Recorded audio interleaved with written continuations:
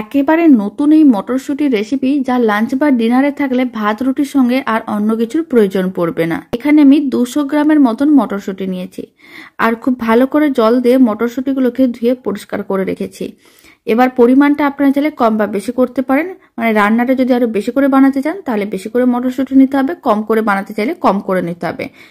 আর রেসিপিটির জন্য আমি এখানে 200 গ্রাম মটরশুঁটি নিয়েছিলাম, সেই পরিমাণ দিয়েই রেসিপিটা বানানো দেখাচ্ছি। সমস্ত মটরশুঁটিগুলোকে মিক্সির জারের মধ্যে নিয়ে নিলাম, তার মধ্যে অল্প একটু লবণ আর দিয়ে দিলাম অল্প একটু হিং, চা চামচের 4 ভাগের 1 ভাগ করে। আর আমি দিয়ে দিচ্ছি অল্প একটু চিনি, চা চামচের 4 ভাগের 1 ভাগ। একটু মিষ্টি দিলে খেতে অনেক বেশি ভালো লাগে। এবার দিয়ে দিতে হবে অল্প একটু জল। তারপরে সমস্ত কিছু একসঙ্গে ভালো করে পেস্ট করে নিতে হবে, মানে মটরশুঁটিগুলোকে খুব ভালো করে পেস্ট করতে হবে। মিশ্রণটা যেন একেবারেই মসৃণ হয়, কোনো রকম দানা যাতে না থাকে। খুব ভালো করে মটরশুঁটিগুলোকে পেস্ট করে নিয়েছিলাম। আপনারা দেখুন মিশ্রণটা একেবারেই মসৃণ। এবার এই মিশ্রণটাকে একটা মিক্সিং বোলের মধ্যে নিয়ে নিতে হবে। পুরো মিশ্রণটাকে আমি মিক্সিং বোলের মধ্যে নিয়ে নিয়েছি। আর সমস্ত মটরশুঁটির মিশ্রণটা মিক্সিং বোলে নেওয়ার পরে এখন আমি এর মধ্যে দিয়ে দিচ্ছি 50 গ্রামের মতন বেসন। এখানে আমি 200 গ্রাম মটরশুঁটি নিয়েছিলাম, তার জন্য আমি 50 গ্রাম বেসন দিলাম। খুব ভালো করে একসঙ্গে মিশিয়ে নিতে হবে যাতে কোনো রকমের দলা না থাকে। এইভাবেই কিন্তু খুব ভালো করে মটরশুঁটি ও বেসনটা মিশিয়ে নিতে হবে আর এরকম একটা ঘন মিশ্রণ রেডি করতে হবে। সমস্ত কিছুই খুব ভালো করে মেশানো হয়ে গেছে। এখন মিশ্রণটার মধ্যে আমি অল্প একটু দিয়ে দিলাম গরম মশলার গুঁড়ো। আপনারা চাইলে ভাজা মশলার গুঁড়ো বা গরম মশলার গুঁড়ো যে কোনো একটা দিতে পারেন। আবারও খুব ভালো করে মিশিয়ে নিতে হবে। মিশ্রণটা একেবারেই রেডি। এবার মিশ্রণটাকে এক সাইডে রেখে দিয়েছি। আর এদিকে আমি একটা স্টিলের প্লেট নিয়েছি, অল্প একটু সরষের তেল দিয়ে দিলাম। সরষের তেলটা খুব ভালো করে এইভাবে প্লেটের চারিদিকে ছড়িয়ে নিতে হবে, মানে ব্রাশ করে নিতে হবে। খুব ভালো করে তেল ব্রাশ করে নিতে হবে যাতে মিশ্রণটা প্লেটের গায়ে আটকে না যায়। এখন একটা বাটার পেপারও দিয়ে দিলাম, তাহলে কি হবে, ডিমোল্ড করতে অনেক সুবিধা হবে। বাটার পেপারটা দেওয়ার পরেও আবারও খুব ভালো করে এইভাবে তেল হাতটা ছড়িয়ে নিতে হবে, মানে ব্রাশ করে নিতে হবে। এখন আমি মটরশুঁটি ও বেসন দিয়ে যে মিশ্রণটা রেডি করেছিলাম সেই পুরো মিশ্রণটাই আমি প্লেটের মধ্যে দিয়ে দিলাম। আর ভালো করে মিশ্রণটাকে চারিদিকে ছড়িয়ে দিতে হবে যাতে মিশ্রণটা খুব ভালো করে চারিদিকে ছড়িয়ে যায় আর সমানভাবে ছড়িয়ে নিতে হবে। আপনারা এবার পরিমাণটা কম বা বেশি করতে পারেন, খেতে ভীষণ ভালো হয়। বাড়িতে একদিন হলেও এই নতুন রেসিপি বানিয়ে দেখতে পারেন। লাঞ্চ বা ডিনারে গরম ভাত বা রুটি যে কোনো সঙ্গে খেতে বেশ ভালো লাগবে। খুব ভালো করে মিশ্রণটাকে এইভাবে একটু সমান করে ছড়িয়ে নিলাম। এবার প্লেটটা একেবারেই রেডি।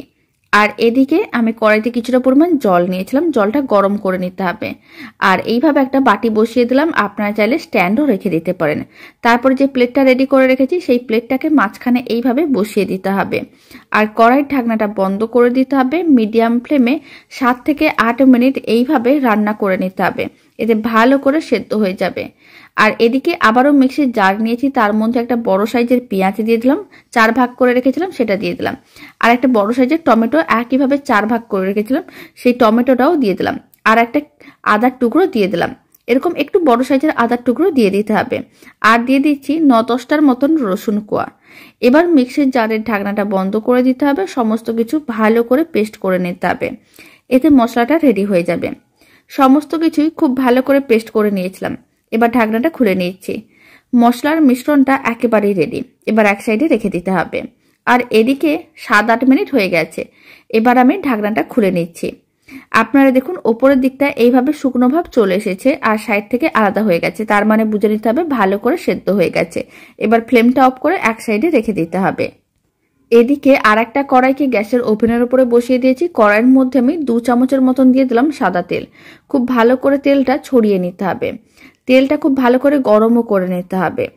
তেল যখন খুব ভালো করে গরম করা হয়ে যাবে ফ্লেমটা লোতে করে দিতে হবে। আর যে মশলার মিশ্রণটা রেডি করে রেখেছিলাম সেই সমস্ত মশলার মিশ্রণটা কড়াইয়ের মধ্যে দিয়ে দিতে হবে। এবার নাড়াচাড়া করে মশলাটাকে ভালো করে কষিয়ে নিতে হবে যাতে মশলার মধ্যে কোনো রকমের কাঁচা গন্ধ না থাকে। আর এই মশলা কষানোর সময় দিয়ে দিতে হবে হলুদ গুঁড়ো, লঙ্কার গুঁড়ো, এতে কালারটা খুবই ভালো আসবে। প্রথমে আমি দিয়ে দিচ্ছি হলুদ গুঁড়ো, চা চামচে 3 ভাগের 1 ভাগ হলুদ গুঁড়ো দিয়ে দিলাম। আর লঙ্কার গুঁড়ো দিয়ে দিচ্ছি চা চামচের 3 ভাগের 1 ভাগ।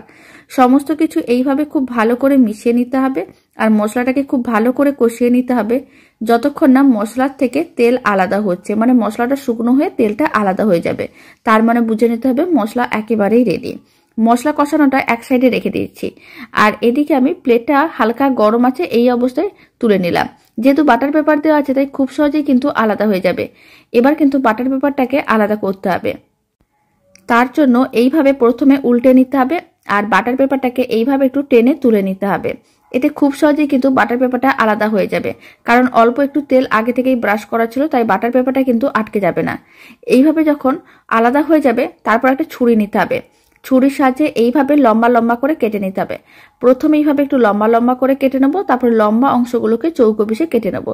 আপনারা সাইজটা ছোট বা বড় করে বানাতে পারেন। আমি এখানে একটু ছোট ছোট পাতলা পাতলা করে বানিয়েছি আর এরকমই ছোট ছোট টুকরো করে কেটে নিয়েছি। এতে দেখতে বেশ ভালো লাগবে আর খেতেও ভালো লাগবে। বাকি সমস্তগুলো বাকি যে অংশটা আছে সেটাকে একইভাবে প্রথমে লম্বা করে কেটে নেব, তারপরে চৌকো পিসে কেটে নেব। সমস্তগুলো কেটে তারপরে একসঙ্গে দেখাচ্ছি। সমস্ত অংশটাকেই কেটে নিয়েছিলাম এরকমই চৌকো পিসে। এবার একটা প্লেটের মধ্যে রেখে দিয়েছি, এক সাইডে রেখে দিচ্ছি। আর ওই দিকেও কিন্তু মশলা কষানো প্রায় হয়ে গেছে। আপনারা দেখুন মশলাটা শুকনো হয়ে গেছে আর মশলা থেকে তেল আলাদা হয়ে গেছে, তার মানে বুঝে নিতে হবে মশলা কষানো একেবারেই রেডি। এবার এই মশলা কষানো হয়ে যাওয়ার পরে এখন মশলার মধ্যে দিয়ে দিতে হবে কিছুটা পরিমাণ জল। এখানে আমি 1 বাটির মতন জল দিয়ে দিচ্ছি, খুব বেশি জল দেওয়ার দরকার নেই। এবার জলটা প্রথমে অল্প দেওয়ার পরে খুব ভালো করে মিশিয়ে নিতে হবে।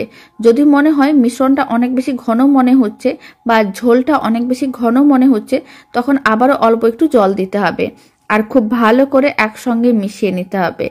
খুব ভালো করে মেশানো হয়ে গেছে। এখন এর মধ্যে দিয়ে দিতে হবে স্বাদ অনুযায়ী লবণ, চিনি আর দিয়ে দিতে হবে গরম মশলার গুঁড়ো। প্রথমে আমি অল্প একটু লবণ দিলাম, 4 চামচের 3 ভাগের 1 ভাগ। আর আমি দিয়ে দিচ্ছি 4 চামচের 3 ভাগের 1 ভাগের মতন চিনি। যে কোনো নিরামিষ রান্না হোক বা আমিষ রান্না, ঝাল জাতীয় রান্নায় অল্প একটু মিষ্টি দিলে খেতে অনেক বেশি ভালো লাগে। আর আমি দিয়ে দিলাম অল্প একটু গরম মশলার গুঁড়ো। সমস্ত কিছু ভালো করে মিশিয়ে নিতে হবে, তারপরে ঝোলটাকে ভালো করে ফুটিয়ে নিতে হবে।